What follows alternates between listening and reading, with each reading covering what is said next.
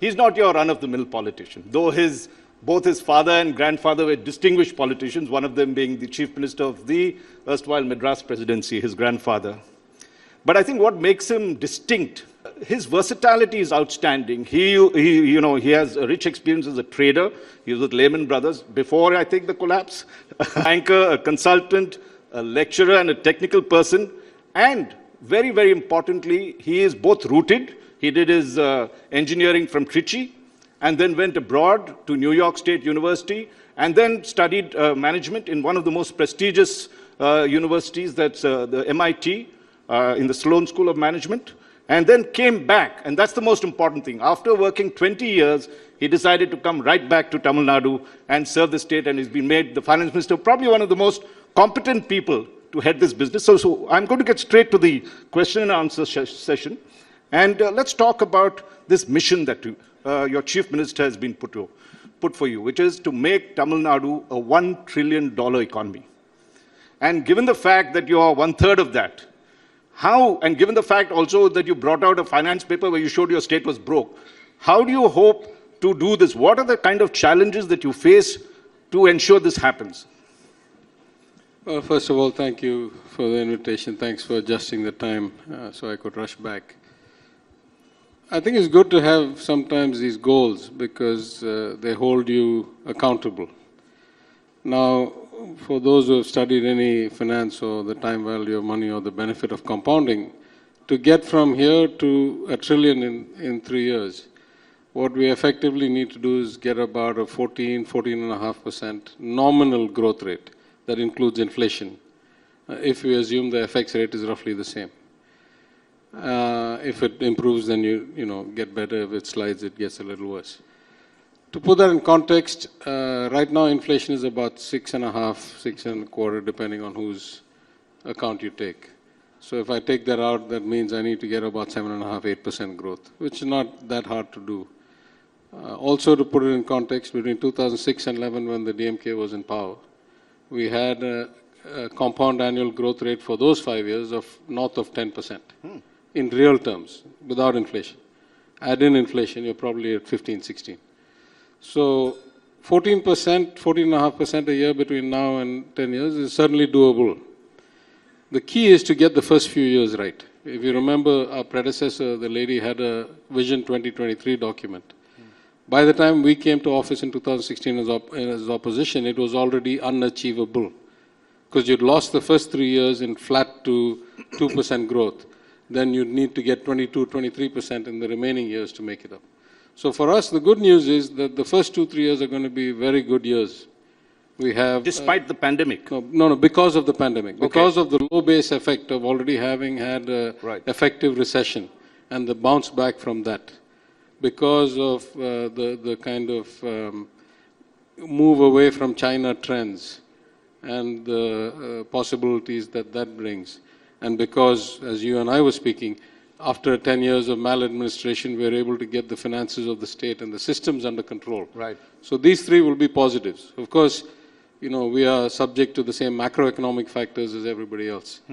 And at a national level, I would say some of the programs of the union government, both policy-wise and kind of removing rights and control from the states, is a barrier for us. Okay. Beyond that, the global commodity cycle seems to be on the way up, inflation and commodity prices. And then, of course, things like what happened in Ukraine have serious consequences. So we haven't seen, all those stages play out. So there are going to be headwinds, but at a very kind of local level, we feel very comfortable. I've just finished drafting the budget to take to cabinet tomorrow. And 14.5% is what we achieved. We achieved better than that last year. And we'll achieve that this year. I mean, last year meaning the year finishing in a month. So we're on track. Now, I mean, since you mentioned the budget, can you give us a sneak peek as to what are not the budget figures, but what are the thrust of the budget? No, as I often say, the budget is a prospective document. It only gives an intent. It doesn't tell you whether it's going to be fulfilled. And if you take the last 6, 8 years of the TN government budget, the outcomes have been 30, 40% variance from the budget. So the budget's almost like a wish list. It's not an execution document. So one of the first things I did when I came to this role is set a policy in my department that we must make budgets that are conservative in terms of we must make at least this much revenue and we must never spend more than this much money unless pandemic and all that out of our control. So we must make estimates that are we are comfortable we can achieve or beat. And then when we do the revised estimate, which is really the key, because now you have 10 or 11 months worth of data, we must hew as closely as possible to the budget. We must do what we said we were going to do. And then by the time the final account comes 6 months from now, it shouldn't be more than 2 or 3% different from the revised estimate, which means that your accounting has not been funny money accounting. And what would be the key thrust areas of this, where you've sort of said, okay, in this budget, I think I need to look at 1 or 2, 3, 4 areas that is there? Well, I think those areas the Chief Minister will talk about. But going back to my philosophy, since we came to office when there was already a financial year in progress, and all we did was amend that budget in August, I wanted to make sure that we outperformed that amendment in the revised estimate and that the exchequer was in much better shape than it was when we inherited it. So I think that I am very confident we'll show a remarkable turnaround in a very limited time. And that will set the stage for much more aggressive kind of investment in capital expenditures, in programs and so forth going forward. The budget is, the cabinet meetings tomorrow. The Chief Minister will tell us where we go.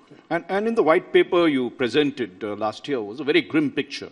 And part of that problem was that you said a lot of the debt, you're servicing debt, you're taking interest, and therefore the revenue is being met through debt and interest rates, whereas you're not able to focus on capital expenditure for this thing. How are you planning to turn that around? There's a reason the textbooks say something. Those are proven concepts, right? So when I came to office as an opposition MLA in 2016, in my first speech in the assembly, in my maiden speech, which I had to make in English, I didn't have the skill in Tamil at the time. Now I can speak. But I said... They're clapping for you. Thank you. I said the textbook said 2 or 3 things very clearly. It says if you spend money on capital projects, which will give you return today, then you'll get growth tomorrow. If you spend it on revenue deficits, you are not going to get anything back. Right. And how much of your revenue is spent on interest payments is an indication of how well your system is in control. And so the RBI in its annual State of State Finances report had said the same thing. What the textbook said, the RBI said, Tamil Nadu used to be a state where you didn't have revenue deficits for 10, 12 years. I mean, from the FRBM Act and equivalent till 2014, till the lady was in control before she got incarcerated and the system kind of slipped. And we used to have, interest payments be 10, 11, 12% of our revenue. By the time we took office, the borrowing was more than half for revenue deficits. We were not even investing 50 paisa of every rupee we borrowed. And the interest payments were north of 20 paisa of every rupee of revenue. So I said in 16, if you go down this path, you will get this outcome. And so we got the outcome that the management gave us. Now we are correcting those, and our goal is to, there's only one long-term solution to everything. That is growth and jobs. Right? Now you have to set yourself up in such a way that you attract the kind of investment and you bring the kind of credibility that both financial investors, like funds and asset managers, and industrial companies feel comfortable that they can come here and create jobs, and whether that's overseas, Indian, other state, Tamil, wherever. And of course, from a jobs perspective, MSME is very important, biggest driver of growth. So you got to make life easy for them, ease of doing business, remove a lot of the rent seeking and a lot of the barriers, cut the red tape. So, that's the only long-term solution. Everything else is financial management that we can do better than others, or process improvement that, with my professional background, I can bring. Those are means to an end. So I'll go the other way. We wanted to show the stability and credibility of good management this year so that we can attract the right investors and the right partners next year. And I think we're on path for that. In the previous session, we had some startup companies come and talk to us, those that chose Tamil Nadu and Chennai to come and do it. Now, one of the things they said is, fine, the policy is good, right, whatever that is there. The outreach isn't, right? And they feel that a lot of this, someone said you should treat startup guys like customers, not like industrialists in that sense. And given the fact that you're trying to develop fintech, which is again of this thing, what would you say needs to be done? I mean, here you're getting feedback coming in. Okay, I can answer that at, I don't know, half a dozen different levels. Let's start profoundly. Most government departments and staff are not in the business of providing customer service, at least in their perspective, right? They think they are administering something. Right. So that's, the attitude itself is somewhat off. Then you look at whether we have the systems and the infrastructure and the communications capability, and I would say that most governments don't do half as good a job as political parties whose lifeblood is communication and, electioneering.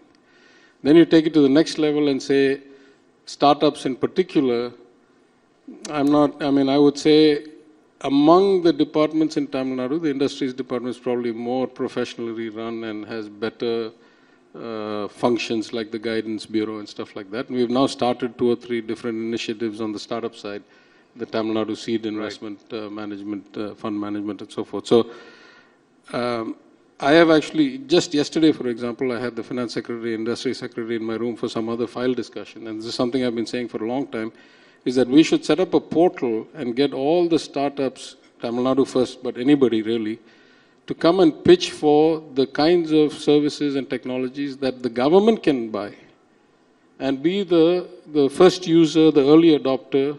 We need help in a lot of things, in mining, in surveying, in food processing.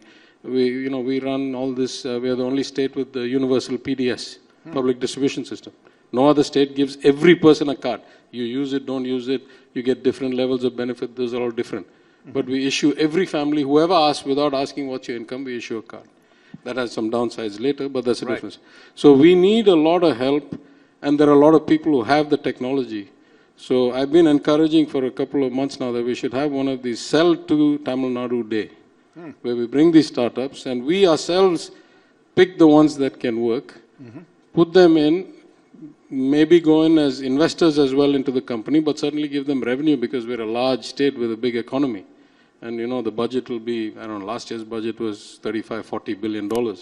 That's a lot of purchasing power, right, if you take out the fixed expenses and all that. So I think there's a lot more we can do. I think the Chief Minister has got us all focused on the right things, which is to create jobs and get growth. So, yeah, I'm not saying we're great, but there's more profound problems. It's not only about startup. The nature of government services is not geared towards the notion of customer kind of satisfaction. That's my view. Maybe I'm wrong.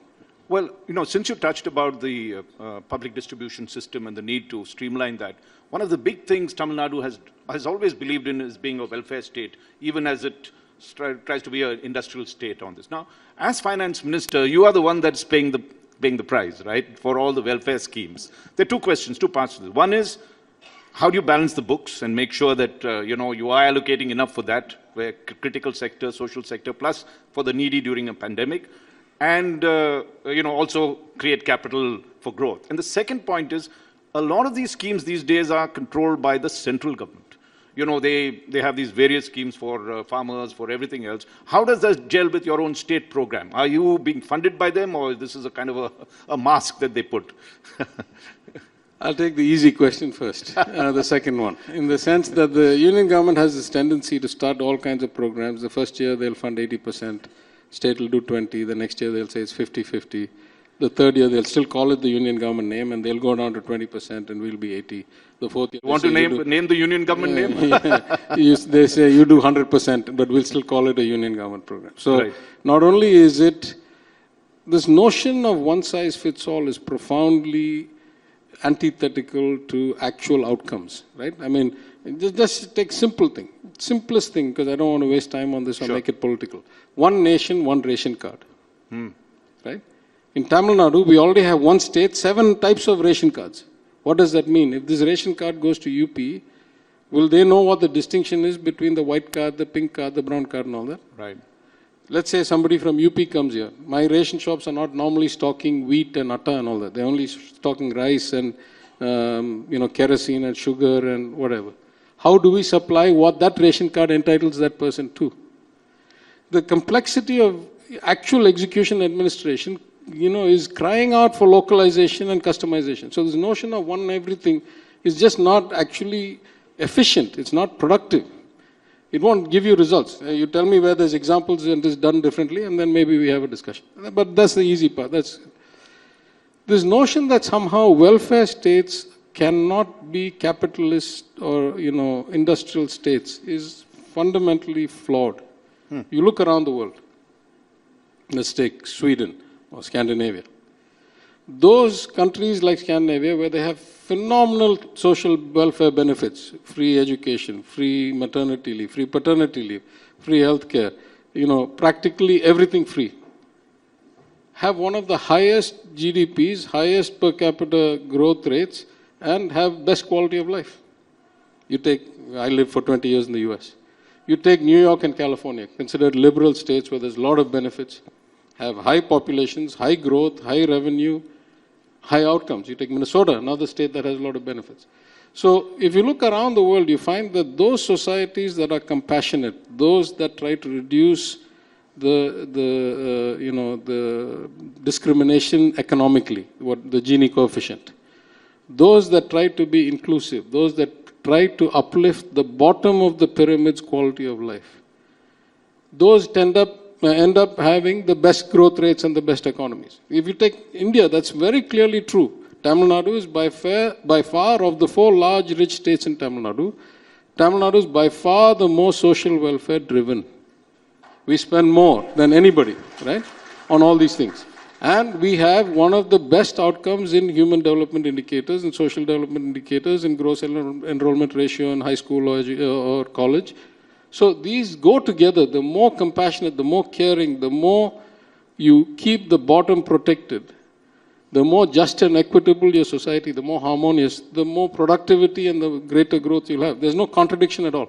Our job is to make sure that the leakages don't happen. And so what are you doing about that? I mean, this year I would say we fixed the plumbing, we fixed the infrastructure, we fixed the platform. As I say, I'm very comfortable that we'll show outstanding results in that part of it. By far the most important point is to fix the revenue problem. Right now we have a serious revenue problem. At one point, let's say 6-8 years ago, and going back 5 years before that, the state used to earn about 10% of its GSDP as its revenue. And another 3.5 used to come from the union, from our share of taxes and all that. That 10% has dropped to 7% before the pandemic and 6% now. So if I say my GSDP is now about, let's say the latest CSO estimate for the current year is 21.8 lakhs or 21.9 lakhs, what's 3.5% of that? 70,000 crores. So we are missing 70,000 crores in revenue that we used to capture through some mechanism. Maybe the GST Council says the net neutral rate used to be 15, now it's 11, I don't know. Maybe it's alcohol sales being done without revenue, maybe it's mining losses, maybe it's fraud in commercial tax. There's many components to this. But we have a profound revenue problem. It's a bit common to India throughout, but Tamil Nadu has an extreme case of it because of extreme maladministration over the last 7-8 years. This was not true when the lady was alive. Till 2014, we were still okay. It's only when she went away and then she got bad health and died and all that, that the slide started. So the immediate focus for this year is to bring the revenue as a percentage of GSDP back up. Right. Without being unfair and taxing the poorest, weakest people. Now, there are some holy cows, and you mentioned it in your review that is there. There's transport, right? You're losing in power. Are you going to bell the cat? I mean, are you just going to push it kick the can down the road and say the next government let it do something? No, we have no choice. I don't think these things can last till the next government. We have to start fixing them, and I'm very comfortable that at least on the electricity side, the union government now forces us to 100% cover the loss. In addition to the subsidies we pay, last year's 100% loss has to be met out of this year's budget. So that brings a discipline. And different problems have different root causes. In the transport, it's probably overstaffing and poor equipment. In EB, it's probably line losses and rates. Many rates have not changed in 20, 25 years, 15 years. Something needs to change. The Chief Minister will direct us, we'll fix that. I see you have sort of ducked that. No, it has to change. No, there's no question. No, let me put it a different way. I'm not ducking anything. At least on the electricity side, within 2 years, we will show fundamental improvement. Okay. On the transport side, is a little bit more complex, but already innovation is coming. For example, in the Chennai city, Greater Chennai Partnership Scheme or something that we have signed with the World Bank, ADB and AIIB, it calls for wet leased buses, wet leased electric buses in some KFW program, and generally wet leased buses. What does that mean? That means you're no longer operating the buses. You're just leasing it, including the driver, including the fuel or the EV or everything. That greatly reduces your losses. It's only when you try to do all of it yourself that you end up with this. So change is coming. It will come in What stages. about this slogan that we keep saying, the government shouldn't be in the business of business, whether it's transport, whether it's this. Why, how much private industry would you like to get into this? I'm just being a little... No. I think it's a fundamental question, right? Going back, I mean, I would say what distinguishes us as a party and me as an individual is that everything I do, I link back to the philosophy and why we came into politics, right? This concept of social justice, self-respect, equality, inclusion, etc. So from that perspective, the kind of changes that we need to make are not complicated. They very much fit in our 1930 or 1920 philosophy. Some things should only be done by the state. Right. Providing free education and water and, sewage pipeline and toilets should be done by the state. Some things should be done by the cooperative sector. Justice Party started the cooperative movement in a big way, for house loans, for farm loans, for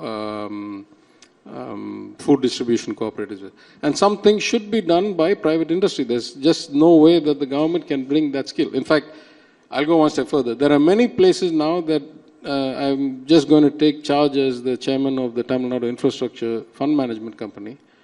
And we are going to seek partners who bring technical expertise in things that we just don't know how to do. So it's not just about money anymore. It's also people who have what we were talking about, the industrial discipline of execution. Right. That the government just doesn't have. But we have to be selective. We have to know if it is a revenue producing thing, like a bus stand or a port or an airport, why should I first build it, then run it at a loss, and then put it on a asset monetization pipeline, and then monetize it? Why don't I start at PPP right now? Right. Or why don't I start at BOT right now? So I think there are things, we are very clear about what things should be done by us, what things should be left in cooperative, and everything else should be done by private players. Sometimes you need both, right? Like, why does it help to have a government come private project? Because the government can make sure that no rent seeking and no barriers and none of this artificial, red tape comes into the way, because I'm a partner myself. Right. And they bring the technology, the capital, the execution skills that the government simply does not have.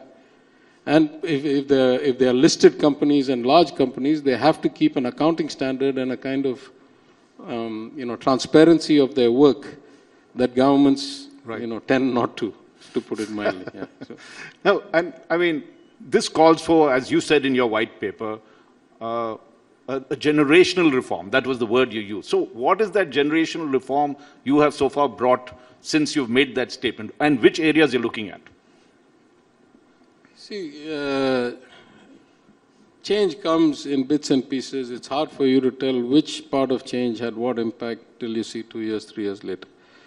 So, for example, I've said that we are going to show phenomenally better financial management. That didn't come because one day I used my pen, right? That's because of processing 3,000 files, and with the independence the Chief Minister has given me, I've applied what I learned for 20, 30 years in the markets and in administration of large organizations, and I get to do it.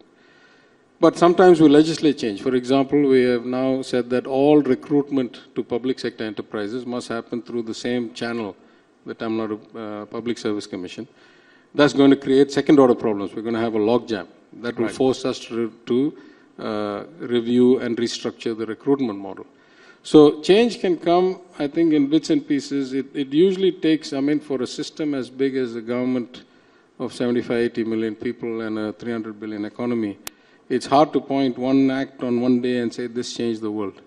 But I would say 6 months, 1 year. It's about finances, about the way we fund capital and projects, about how we recruit and run the administration, about the checks and balances. For example, we are changing the whole audit mechanism. Nobody can self-audit them.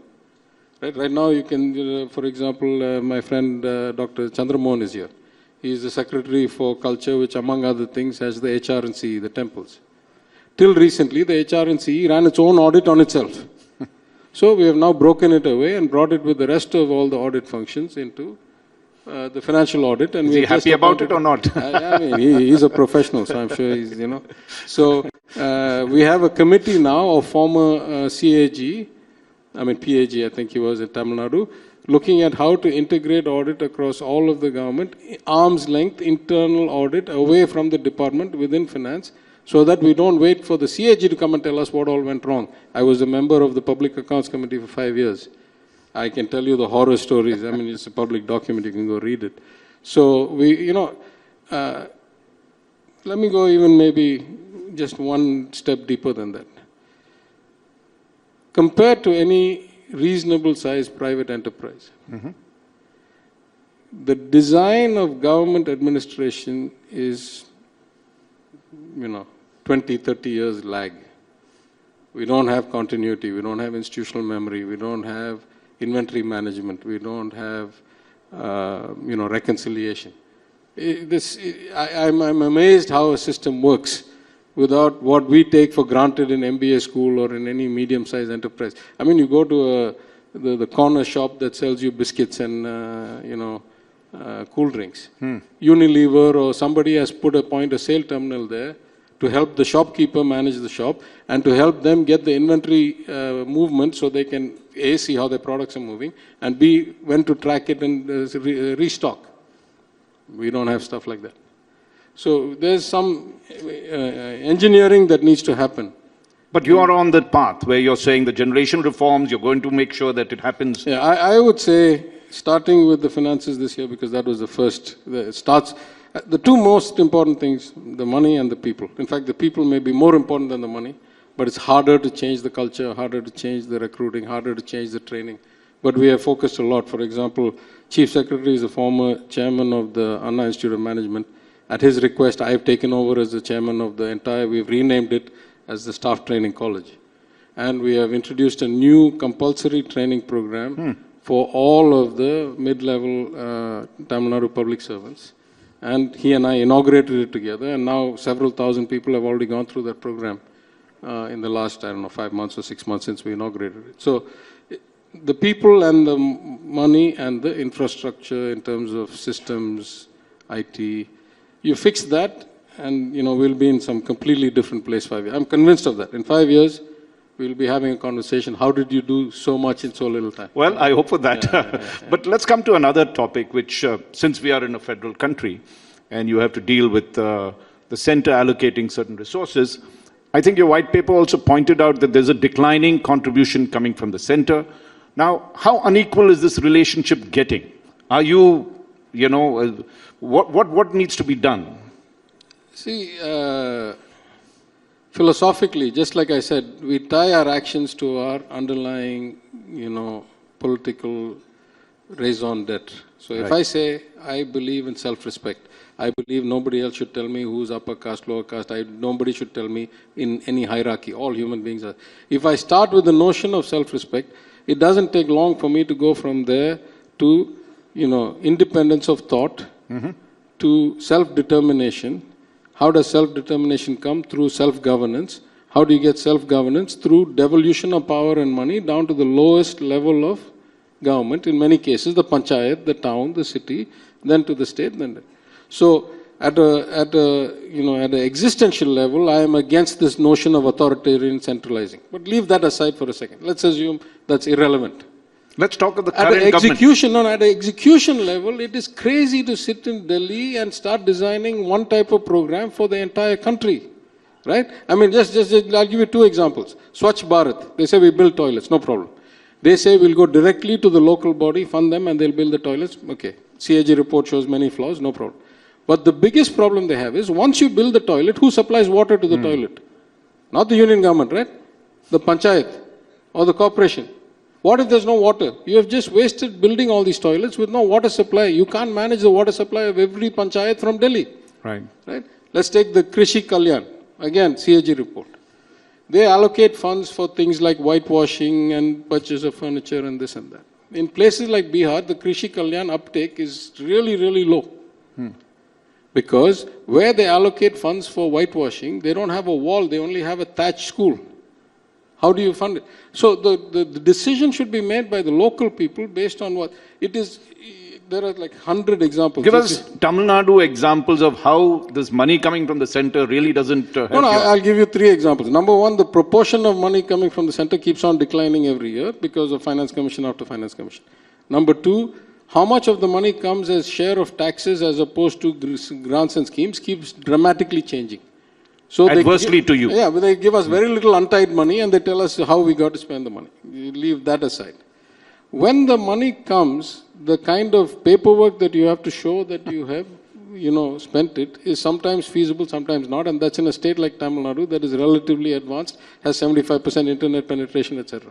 I was in my constituency recently, and I called on an elderly gentleman, happened to be a Brahmin gentleman, an old family friend who I had not known, but I met him when I was out campaigning one day, and we hit it off, and he told me some old family stories and all that. I went. And unfortunately, he was a great fan, a great friend, but he passed away like 5 days in between the election results and when I went back. So I went to call on him. And a house that was otherwise empty because the children lived overseas and all that, there were 20, 30 people of the saffron support type, let's just say, leave it at that. I had no problem. They're my constituents. The man was very affectionate to me. I went.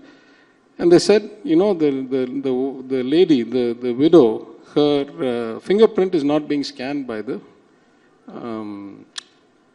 PDS. So can you fix it? I said, no problem. I called my ward secretary. I said, please go and get her a nominee and we'll get it done. 10 minutes later, they said, no, it's not about her. It's about the system. I said, it's okay. Let me take care of you first. I've come for an inquiry about a condolence. I'm not here to talk systems. 5 minutes later, they said, no, but it's not about us. It's about the system. And I lost it. I said, system, who brought the system? Did we bring the system? I argued in the assembly, don't do this. I mean, if I'm worried about diamond smuggling, I want 15 different checks on them. If we're going to give them food so they don't starve, I don't care if the fingerprint doesn't match, give them the food. Right? How many cases we see in Chhattisgarh and Rajasthan and all that where they don't match? Right? So we argued. I spoke to then Minister Kamraj. I said, please don't implement this. Please don't force this. It is ridiculous. I mean, again, the theft that happens from the trucks and, falling off bags of rice and all is horrendous. We don't stop that. Then we come and say, no, lady, you cannot get 10 kilos of rice because your fingerprint does. It's ridiculous. So when I said, who brought the system, madam? You say the system. I can fix your case. You want to fix the system? Go and tell the man on the top. He is the one who forced all this homogeneity on us and said everybody has to put a card, everybody has to put a fingerprint. And when you say that, you're talking to the central government. I mean, you know who. I see you. Okay, I think just 2 quick questions that are there. One, of course, is looking at the per capita decline of Tamil Nadu. Here you have the second largest industrial... what do you mean per capita decline? In terms of, not decline, in terms of the ranking that you'll have, right? Considered the second largest industrial state, doing well and all this, but you see from 2011 onwards, your ranking in the national level is beginning to drop, and I think the highest it reached was, the best performance was 4, and then it started rising again to 6, 7 in the current thing. Now, what is the reason for this decadal decline, and how would you, because at the end of the day, all your plans means money, unless your per capita income is increasing, I'm not even sure 11 is the right mark. I would say 14 is the mark. I've done a lot of study on this, but let's assume that your data is right. I would say from 14, it's very clear, right? Again, what the textbook says, if you don't have good administration, you don't manage your finances well, long term, you will find a decline. What has happened? So that I'm confident we'll fix. There's a different issue here, which is how do you measure or how do you rate some of these things, right? For example, right now, Tamil Nadu has about 10 or 15,000 rupees per capita lower income than Gujarat. Gujarat has been a phenomenal success story economically in the last 7, 8 years, maybe 10 years. But Almost no girl under 15 is not in school in Tamil Nadu. 15, 20% of them are not in school in Gujarat. What kind of growth do I want? There are 4 doctors for every 1,000 people in Tamil Nadu. There's only 1 doctor for every 1,000 people in Gujarat. What kind of society do I want? Not, the GDP numbers are not everything. We have a way of life that we want to protect and preserve. We also want growth, we also want jobs, but we want it our way. That's what the CM calls the Dravidian model. We will implement the Dravidian model, and whatever the shortcomings over the last 10 years, in 5 years, we'll be back on top again, I'm 100% sure. And finally, looking at human resources, okay, and we were talking in the morning about the industry section. Now, point is you could have industrial growth, but if you don't have the manpower to meet it, the skilled manpower, really, what do you need to do to change that system? I mean, since you're looking after human resources, what is it that you need to do? Yeah. First, I should make the distinction. I'm only the human resources of the government, not of the state. Okay. There's a labor department and a welfare department. Right. But this is a profound problem, right? As proud as we are that we have a almost 52% gross enrollment ratio in higher education, right, which is double the national average, better than the US and all that. It's clear that they're not all getting quality education. Mm-hmm. They're getting a degree, doesn't mean they can actually do anything. So there's a big gap in skilling, and there's a big gap in a lot of other things. We are guys who put our programs and our money where our mouth is. So both in terms of remedial education coming out of 2 years of COVID, where we have, I would say, by far the most well thought out, piloted, researched program called Illam Thedi Kalvi to bring back the social component of learning by having after school in every village, in every block. To the program announced by the Chief Minister on his birthday a couple of days ago, called Naan Mudalvan. Says, I want to be the best at what I do. That may be many different things. You may be a journalist, he may be a waiter, he may be a chef, he may be a graphic artist, I may be an analyst. But we got to inculcate that professionalism and that desire to do whatever you do with pride in your work, irrespective of the work, and to fit the skills of these people to the industry and the needs of society. So we had a wide range of people. We had the UK Deputy High Commissioner, my friend Oliver. We had Nadarajan, the cricketer. We wanted to show that there's all these different walks in life and that whatever you choose to do, you excel and you drive yourself. And we are going to set up guidance counselors in every school. I'm going to personally go and lecture for their training. We're going to set up, regular sessions with different industry spokespeople and different careers to come and say, what is it this evening? I'm rushing. I'm going to go release a book in Tamil on audit. What is audit? What is the profession? What skills do you need to have? What is the upside you can get on it? So that people understand that there are careers like that. Right? There used to be a time when everybody said, I want to be a doctor or engineer, that's it. Now we need to educate. See, we've had some tremendous shift in society. When I went to engineering college in 1983, the state of Tamil Nadu could only provide about 3,000 seats engineering a year. When I came back as an MLA in 2016, the number was 2.5 lakh, wow, of which 1.5 lakh were being filled. So the 2 immediate questions I asked, who's teaching all these people? Most of us emigrated and went off to the US. Let's say all of us stayed here, there's only 3,000, you got like 80-time increase. Second, who is giving them guidance or career counseling or, why should you be an engineer? How many jobs are there? Is this really a, career path that gets you employed? And I could talk about this for a long time because when I was in opposition, when Ms. Jayalalitha was still alive, I raised it in my maiden speech. I said, we have this surge of people going to school, nobody to tell them what to study, what to take a profession. And so you must bring out career guidance, not just for the students, but the parents of these students, because most of these students are first generation students.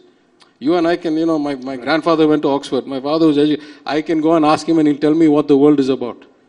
If you're a first generation student, who do you go to get advice? Who tells you this is what the world looks like, this is how it fits? So the government needs to step up that kind of work. And to be fair to her, she did it the 1 year before she passed. For the first time, the government of Tamil Nadu brought out a book, what after 10th, what after 12th and all that, then it stopped. Now we're going to ramp that up again. So there's a huge issue that we need to get the kind of skilling to match the demands, not just of the state, let's be very clear. The Chief Minister has said one of his goals when we have the global economic advisors, you know, we have these 5 international advisors. He said one of my goals is that Tamil Nadu should be seen as the premier source of human resources for the world. Like we want to export people, you know, just like we have historically, great examples around the world. We want to send the best qualified talent around the world. Okay, and finally, since it's Tamil Nadu first, that's the title, and since we are looking at competing with the federal structure that's there, would you rewrite center-state relations? And if you had to do that, what would you do? What would be your... See, we started in the wrong place. We started because there had never been a country like India, and the culture was 2,000-3,000 years old. The Constituent Assembly naturally focused on how to keep it all together. So they put a lot of authority in the union and much less at the states. Though, ironically, they divided the states based on language. So they knew inherently going in that you have these divergent states. Then, during the emergency and the 42nd Amendment, a whole bunch of additional things got moved out of state list into concurrent list. Basic things like health, education, all that. Now, we just have to benchmark ourselves with the world. If you go to China, the mayor of Shanghai will decide not just planning, have his own police force, have his own industrial permits. You know, the bank license for Shanghai province is not the same as Beijing. Standard Chartered Bank where I work cannot have one license to operate in every province. Every province has to give a separate license. That's how devolved the powers are. I lived for 20 years in the US. My town, my village had its own school board so that those parents decided what their children learned. It had its own police force. It had its own alcohol law. My county had its own sales tax. My state had its own sales tax. There is no national sales tax in the US. Right? So what would you do the devolution of power in most societies, certainly large societies, all the way from capitalist, uber-capitalist America to self-professed communist China is much closer to the people. Here, so in India, the police itself is state. Then by the time I'm asking you 3 practical or 4 practical things that you would like to rewrite.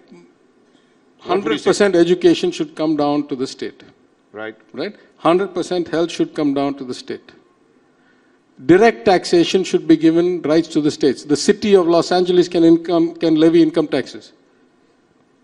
There's a fundamental difference, right, between progressive taxes like income taxes, which you can make richer people pay a greater rate, not just a greater amount, and regressive taxes like petrol taxes or GST, where by definition poorer and middle class people pay a greater proportion of their income in that tax because most of their income is spent on consumables. They don't save and buy apartments and, you know, fancy things.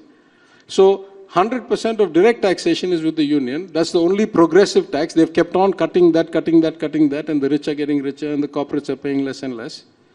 And then indirect taxation, we say, oh, but GST, you know, the neutral rate is 15, 11.5 is the wrong rate. The ratio of direct tax to indirect tax is skewed by more than 10% against direct tax and towards the inherently unfair, regressive indirect tax in the last 7 years. That needs to be fixed. Give us the power. We'll decide. We'll say, if you want to live in Chennai, you have to pay tax. We don't have that right now. We won't charge the poor people. We'll only charge the rich people. But we don't have the power right now. Well, thank you very much, Dr. Tyagarajan. We have furiously tweeted all your suggestions and we've tagged everybody.